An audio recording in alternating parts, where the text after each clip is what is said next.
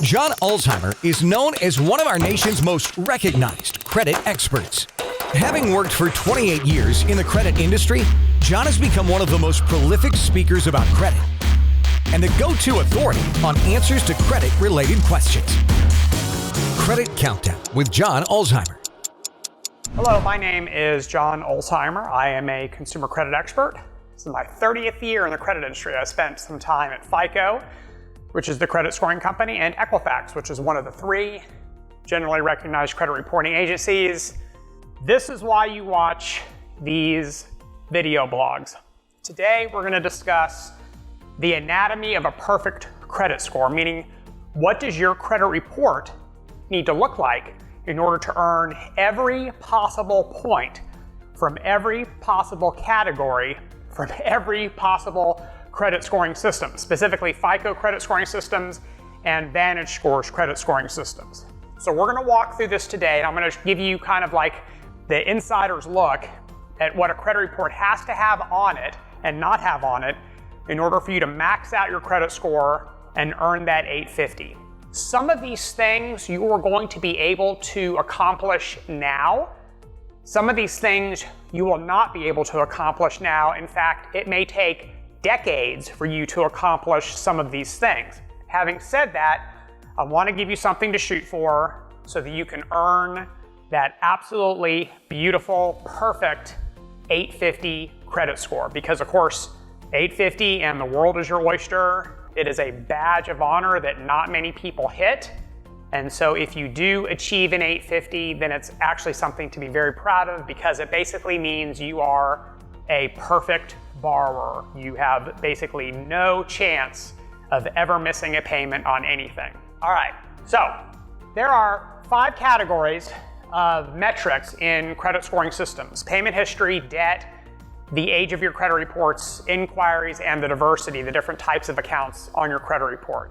In order to achieve a perfect credit score, you can't just do well in every one of those categories. You have to max out all of the points in every category to get the 850. If you do well in every category but you don't max out, you're going to have a killer credit score, but it's not going to be like this. So to the extent that that's really your end game, hitting 850 just at least once so you can take a screen capture of it and hang it up on your wall, you're going to have to do the following things. Let's talk about the easiest one first. The payment history related category, in other words, the presence or lack of bad stuff. You cannot have anything at all derogatory on your credit reports. Don't argue with me. Well, what about an old late payment? No, we're talking about 850. We're not talking about 790. We're talking about 850. In order for you to able to earn an 850, you've got to max out the payment history category. Remember, this is a little over a third of the points in your score. While having absolutely no derogatory information on your credit report is fantastic, it's only going to earn you a third of the points. And so you're well on the way to 850, but you're not even remotely close, because 2/3 of the points in your score have nothing to do with whether or not you pay your bills on time, all right? This is one of the ones you can control. You can control whether or not you make your payments on time. So to the extent that you're 18 and you're brand new to credit, you can control this. To the extent you're 55 and you've had credit for decades, you can control this. No one forces you to miss payments, all right? You can max out these points very, very easily. The second category has to do with debt. This category is worth, where can I put it? Roughly 30% of the points in your score, which means it's almost as important as to whether or not you're making your payments on time. So you can't fall asleep on the debt category, because if you do, you're not even remotely close to a perfect credit score, all right? So there are several metrics in this category. People like to say, oh, it's the utilization ratios. Yeah, that's one of the multiple category or metrics in this category, but it is not the category. Whenever you read blogs that talk about how your credit utilization ratio is worth 30%, that's incorrect. The utilization ratio is one of the metrics in the debt category. The debt category itself is worth 30%. So you do really well in that one metric doesn't mean you're earning all of the 30% of the points in this category. It doesn't work like that. You can have credit cards. Don't listen to what some of those financial experts try to profess that having credit cards is somehow evil. You can have as many credit cards as you want. A dozen, more than a dozen, it doesn't matter. You're not penalized because you have a lot of credit cards. You're penalized if you have a lot of credit card debt, not a lot of credit cards. There's no metrics in credit scoring systems that penalize you because you have a lot of credit cards. It doesn't exist, so don't worry about that. You can have accounts with balances. You just have to have a small number of them. You have to have fewer than 4 accounts with balances. That includes loans, that includes credit cards. It would be great if you didn't have hardly any, but you have a little bit of wiggle room there, and you can have a perfect score as long as you have fewer than 4 accounts with balances, but optimally you like to have maybe 1 or 2, all right? The balances on these cards has to represent a very, very low percentage of your credit limits. Believe it or not, and some of you probably know about this, especially if you're credit score junkies, the optimal percentage for credit card debt relative to credit limits is 1%. So that means you can even have a balance on your credit report that's equal to 1% of your credit limits, and that's actually great. So this is a really hard bullseye to hit, but if you can hit it, that's where you want to be, all right? As far as number of accounts with balances, as small of a number as possible. Don't spread a bunch of nuisance balances all over your credit reports, or you're not going to max out this category.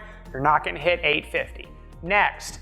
Oh, by the way, you can control this. You can choose to not get into credit card debt. You can choose to pay off your debt every month if you can. This is a choice. No one forces you to get into tens of thousands of dollars of credit card debt. The next one is not a choice. Unfortunately, we don't all have the choice to be older than we are, thankfully. But you're really going to have a credit report that's at least 2 decades old, all right?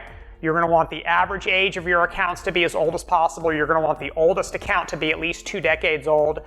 Unfortunately, you can't control this. Time is your friend, and the older your credit report, the more the points you're going to earn in the time-related metrics.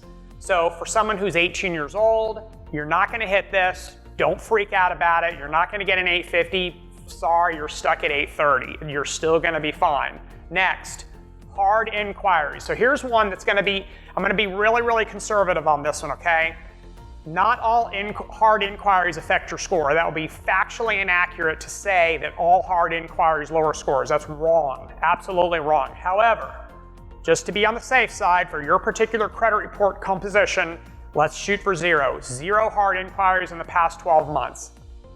And finally, you're going to want to have at least 1 credit card and at least 1 loan to have the diversity category taken care of. If you can do all those things, you have a really good shot at hitting 850. And you know what? If you don't hit 850, you're still going to be so deep into 800 that it's not really going to matter. But this is the anatomy. Really old credit reports, no hard inquiries, very low balances on credit cards, very few accounts with balances, and an absolutely pristine, no wiggle room here at all, an absolutely pristine payment history on your credit report. FICO 850, Vantage Score 850, that is in your future if you can do these things and do them well. This is the hard one, obviously, because there's some things we just can't control, and that's time and age. That will come. This category is worth 15% of the points in your score, which is why you're not even getting close to 850 if you're not maxing out that particular category. But keep working on it. I would love to see a screen capture of your 850 in the comment section below, along with any questions you may have. Thank you for your time. We'll talk again soon. For more videos and credit tips from John Ulzheimer, go to www.tradelinesupply.com.